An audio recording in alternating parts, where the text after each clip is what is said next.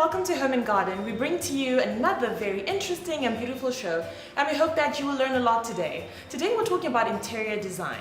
So what is interior design? This is the art and science of enhancing a space. So if you want to enhance your space, consider looking into interior design. But today we have Gritwin, and she's going to take us through interior design. Hello Gritwin, welcome to the show.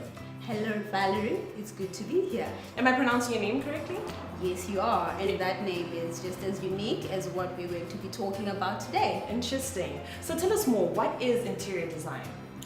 Well, Valerie, when we talk of interior design, this is actually the art and science of enhancing a workspace into something more functional and aesthetically beautiful. So, a lot of people confuse interior design and interior decor. There is a very high link between the two subjects. But now, when it comes to an interior designer, you're looking at the space, planning how to work with that space, and then coordinating that project. So in simpler terms, Valerie, what we do, we meet our clients, find out what their needs are, try to coordinate that project. So that's what an interior designer does. That's interesting and well put, well explained. So how do you do your work? Well, what we do, a lot of people have different ideas on how to beautify their space. It takes a lot of effort to minimize that and make it into something practical and functional. So what we do, we sit down with the client, identify what their needs are, try to conceptualize as a team of designers, and then we sit down and we come up with a 3D design so that you can actually turn that vision into something reality, something that they can see to see what they're working with. So that's how we come up with the concept of an interior design. How easy is it to become an interior designer? You see, the internet is flooded with an abundance of ideas. You look at Pinterest, you look at Google, you can have so many ideas. But it takes a high level of skill and experience to combine that into something functional and effective. You want to have a space that's safe, you want to have a space that's beautiful, and you want to have a space that is actually in line with building regulations. For example, you look at colors. It takes a deep knowledge and experience to actually combine colors. Certain colors can have a different psychological effect depending on the room or depending on the space where it's going. So that takes a lot of practice. So it's not as easy as it may seem. It's true. Is there anything else you'd like to tell us about interior design? For someone who's at home watching and they probably want to get into this profession or industry, what can they do? This is a very exciting field. The beauty of this field is that every product is unique. No two products can be alike. What Valerie likes, what Gretchen likes, will always be different. So if you want a space that's fully beautified to your taste, to your pockets and your preference, look for an interior designer. You will not go wrong. So Gritwin, on a practical aspect, we want to practically know what interior design is and what exactly can tell us. So can you tell us about the space where we're in right now? Indeed. As I've told you, gone are the days where you have standard things. Nowadays, they say variety is the spice of life. Consider this space that we're sitting in right now. A lot of people used to go for the same color, say for your kitchen and your island. But nowadays, you can even have two different colors in one kitchen and bring it all together. You can have a woody, grainy kind of kitchen combined with something more plain, and that would still come out beautifully. And when it comes to, say, your drawers, you do not need to have standard drawers or standard doors. You can actually have a space where you have different cabinetry and still come up with something nice. Nowadays, it's also very nice to actually come up with spaces that have open shelves. You can decorate your spaces.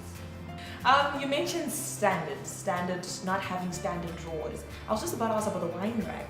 I've noticed that this wine rack is very different from the normal one. It's not the standard wine rack. What can you tell us about it? As you can see, instead of having your normal wooden cabinetry, you can actually have chrome looking like cabinetry, as you can see here.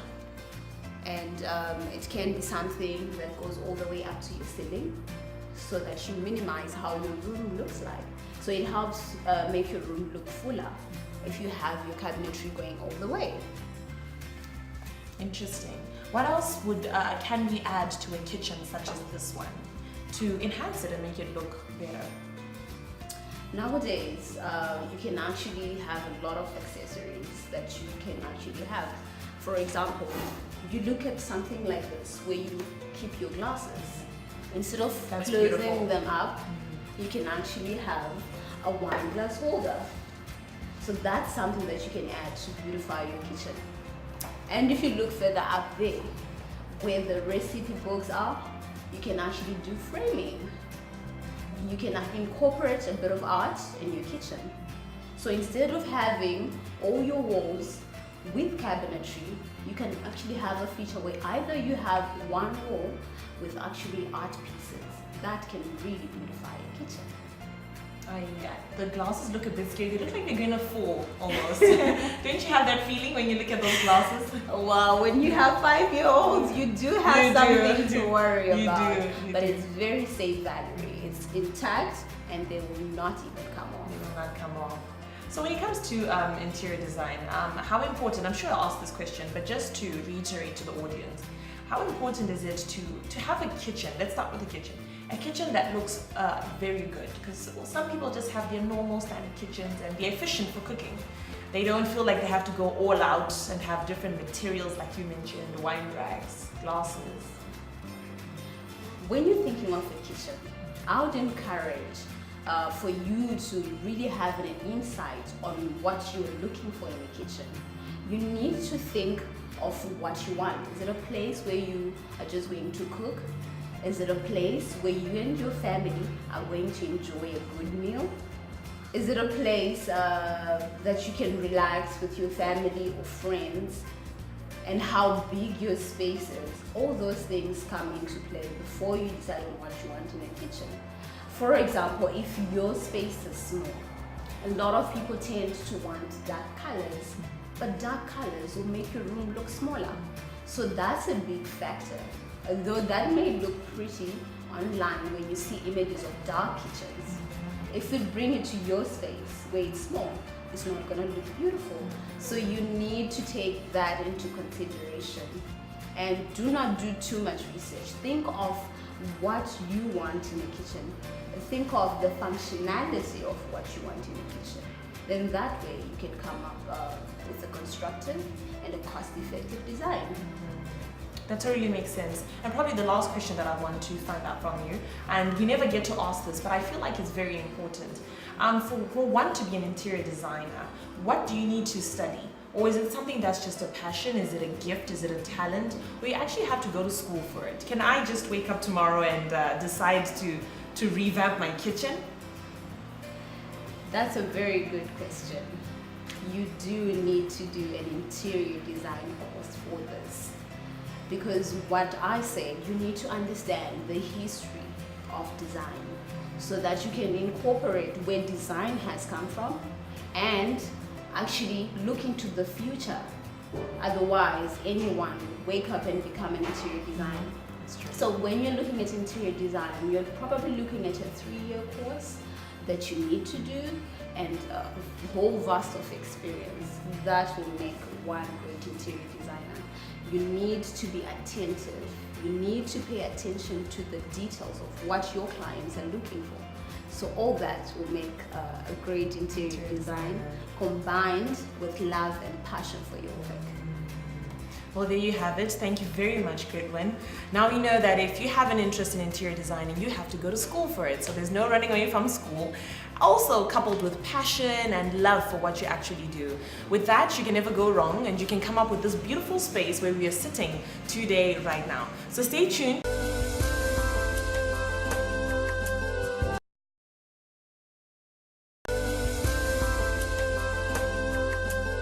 Welcome to Home and Garden. My name is Sibo, and we're in the festive season, and it's a really exciting time for us, and we've got lots of exciting recipes that you can try and share with your friends and your family. So what we're going to start off with today is the chocolate cake. Classic recipe, and you can do it anytime, and it's very easy to follow, and the ingredients are just your regular ingredients that you can find in your kitchen cupboard. So what we'll start off with is some cake flour. Make sure it's cake flour, and if you can't find any cake flour, you can always use plain flour. And that's 4 level cups of cake flour. This is an all-in-one mixture, meaning there's no need to separate the ingredients. You mix them all in one bowl. And then after the flour, we're going to add 2 cups of sugar. If you're not a fan of sugar, you can always reduce the amount of sugar that you add. Perhaps anything from 1 cup to 1.5 cups, but not too little. And then over here, we're going to add some cocoa. Sometimes it does get a little lumpy, so if you've got a sieve, just sieve out all the lumps, but it's 3/4 cups of cocoa. Really good quality cocoa, and you can see with the color, it's very dark. Right? And then we'll move on to adding in our raising agent, which is 4 teaspoons of baking powder and a teaspoon of salt. Okay? And then we're going to move on to our wet ingredients. What we'll start off with is 2 eggs, whole, and then we're going to add a cup of water. Alright? And then we're going to add 1 cup of oil. If you don't have any cooking oil, you can always substitute with melted butter. And then we finish off with 2 cups of buttermilk or lacto. Okay, so just add everything in. If you've got an electric beater, you can use it, or you can just always whisk it. It will still come out well. There's no need to whisk it for too long, just so long as it comes together, and then you can stop mixing. So I'm just going to set it to 1. Mix it for about 5 minutes, and it's got a nice smooth and watery texture.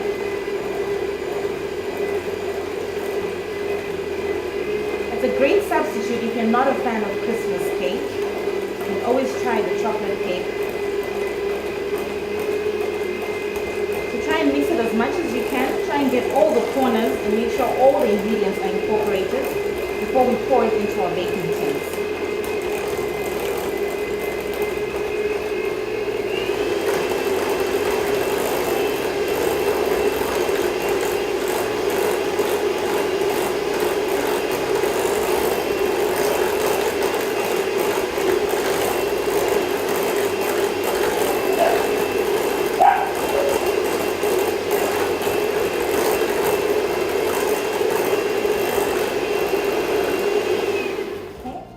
Some on the sides, just scrape it down with the spatula.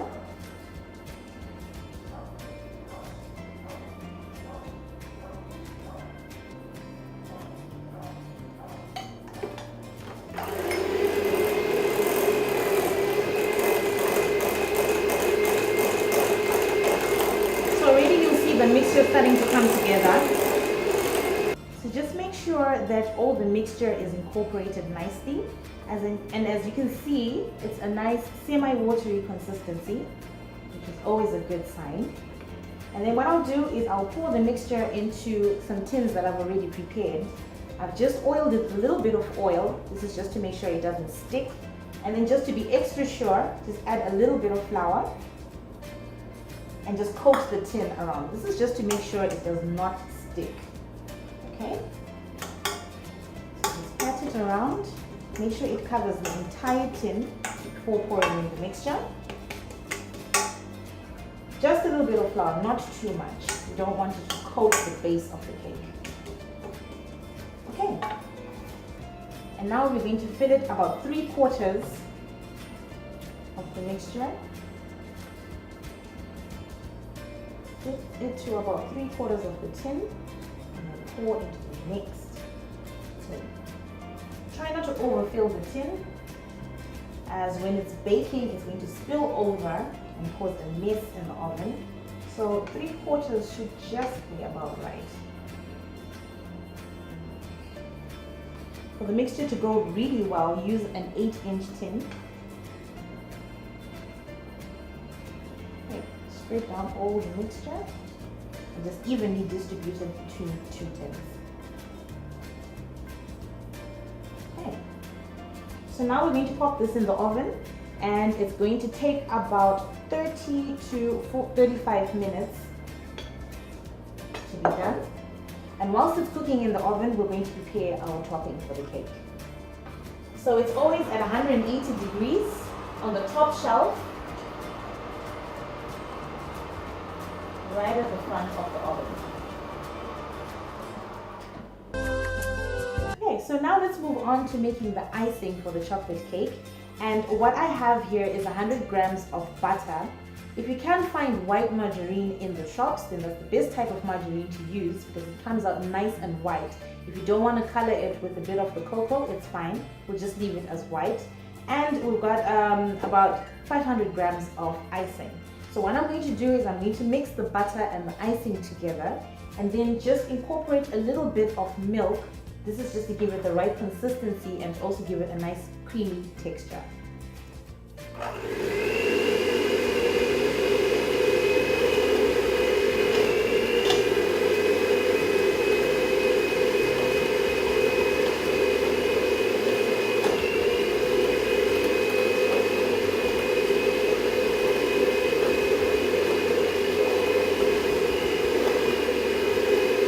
Cream is ready, and then what we're going to do is start layering the cake. What I usually like to start off with is a bit of the cream in the middle, and then we'll follow with the fruits and then the other layer of cake. Okay, just a dollop at a time, not too much. It is the center, it doesn't need too much icing. Then just spread it around. Try not to mix your spatula with any of the cake bits. You want to give it a nice even color and spread it out evenly.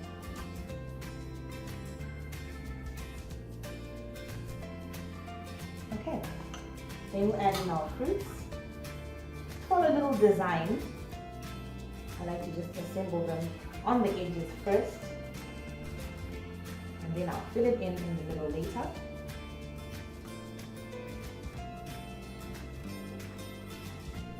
You can use the grapes whole, or you can just cut them up into half. Just make sure they stick out a little bit to give it a nice effect.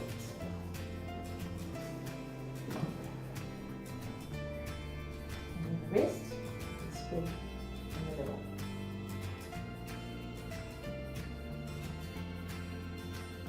And then we'll put the top layer of the cake. Just be careful not to break the cake,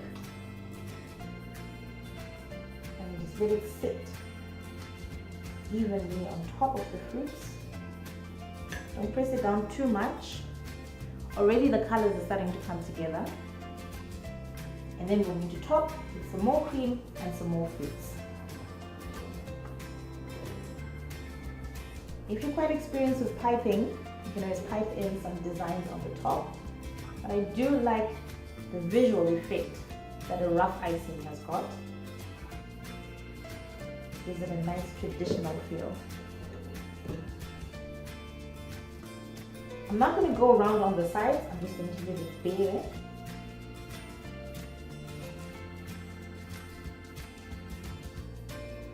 And then just play around with the icing, just give it a nice swirl around.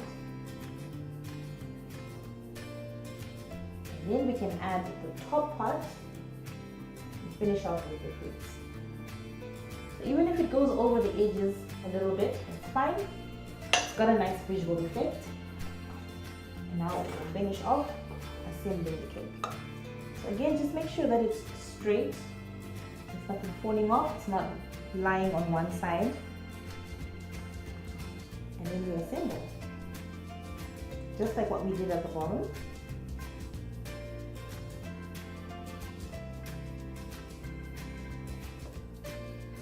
As much fruits as you like can go on top of the cake.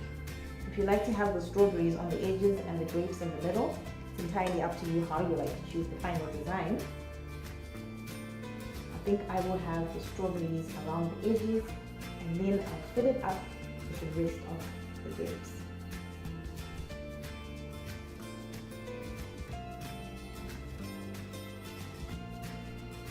And to top it off, we have a little bit of syrup, a little bit of chocolate shavings, and the cake is ready to serve.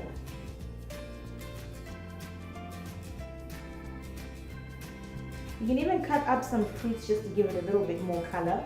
Whether you want to add some oranges or some apples or some kiwis. It's got a nice contrast to the color just to brighten up the cake a little bit. Okay. And then to finish it off, I'm just going to add a little bit of mint just to give it a nice pop of color. And I'm just going to spread them around the cake to make it extra pretty.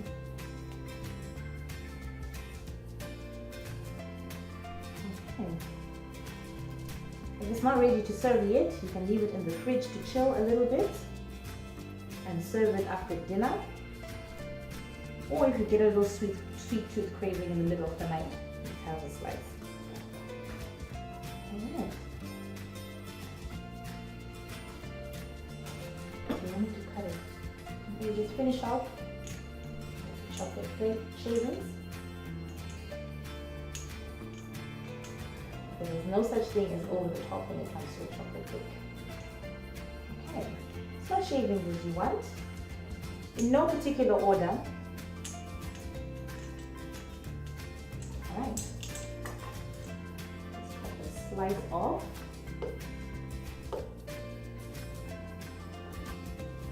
It's a really soft cake. The best part about this recipe, you can use it for anything, whether it's for the cakes, whether it's for the cupcakes. It's really a great recipe to use. And you can see the texture of the cake is absolutely lovely. And it's ready to serve. Alright, so just a quick recap on this chocolate cake. It's an all-in-one mixture, really great to make when you're in a rush and you don't have much time to sit around and make a cake. All-in-one cake, and it only takes about 30 to 35 minutes to get ready. And the toppings, you can use anything that you want, from buttercream right up to fresh cream. Although we used a buttercream on this one, it's entirely up to you what type of topping you use. You top it off with some nice bright colors with the strawberries and some grapes, a little bit of mint and a little bit of chocolate shavings to give it a real nice Christmassy feel. And you can enjoy it any time of the day.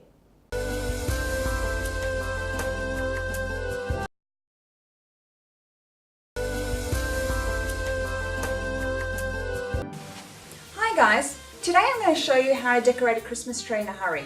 We're going to do a couple of cheap things. We're going to use a pre-lit Christmas tree. We're going to use large floral stems and floral garlands. Have you ever thought this year Christmas isn't at your house? Your sister's got Christmas, so she gets the mayhem, so you don't need to waste your time putting up a Christmas tree. You can just do a couple of bowls with baubles, hang a few lights around the windowsill, take the cheap way out. Well, it just doesn't quite feel the same. You really need that tree to have that whole ambience going on inside your house. So the tree we're going to do today is going to take no more than 15 minutes to decorate. That's right, lights are already on the tree. Okay, so the tree's already fluffed, so we've cheated on that little bit. But decorating itself, 15 minutes tops. And will people know if they happen to drop by? No, it'll still look spectacular. So here, let's start. Actually, before we start, let me just tell you about this gorgeous tree I'm using. It's a 7.5 foot noble pine, and it's pre-lit. What's pre-lit, you ask me? Well, it means that the lights have already been put on there by someone else. Not your problem. End of the season, the tree still packs up the same as it would. 3 pieces. Oh, if you can pull the 3 pieces apart. And you've just got this one wire to unhook. So, screw it apart, still packs away, 3 pieces, nice and easy.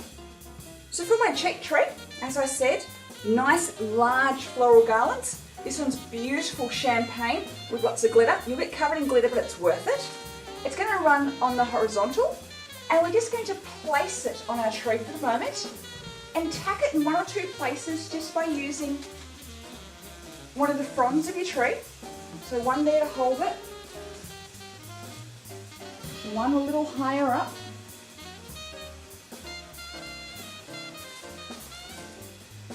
one in the middle, and one down the bottom.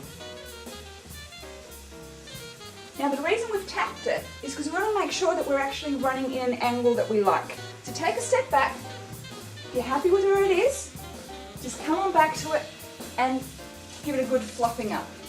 I'm happy with where this one's sitting, so I'm going to keep adding more layers, so I'm going to have the effect all the way down the tree. Now that I've finished putting up all these beautiful glittered garlands, just shaping a few more pieces into place. There we are. I'm going to use these giant lilies. The crimson colour will work so well with champagne. Just a case of fluffing them up and placing them in the tree. Now I've only got one size in this giant lily, and yet up the top I'm going to want a smaller lily. So to make it look smaller, we're just not going to open it up as much. So just like that.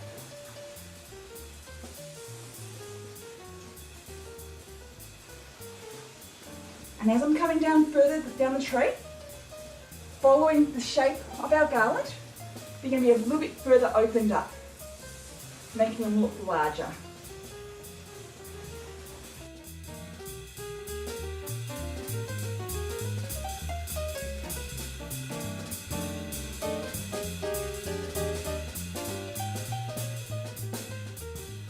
I'm liking how my crimson giant lilies and my champagne garland's looking, but it needs something more just to give it that more, I don't know, more depth, more texture, more something. So I'm going to use some red butterfly sprays, and I've got these champagne and white butterfly sprays. Again, I'm still going to follow the pattern through, but just put them in the gaps, just to give it that a little bit more.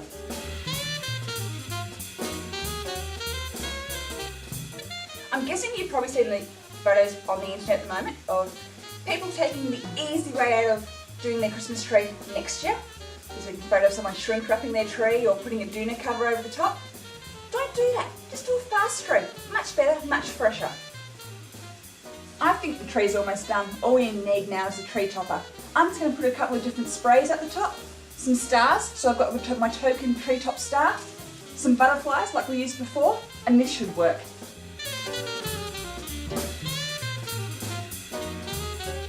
And there you have it, the Cheats Christmas tree.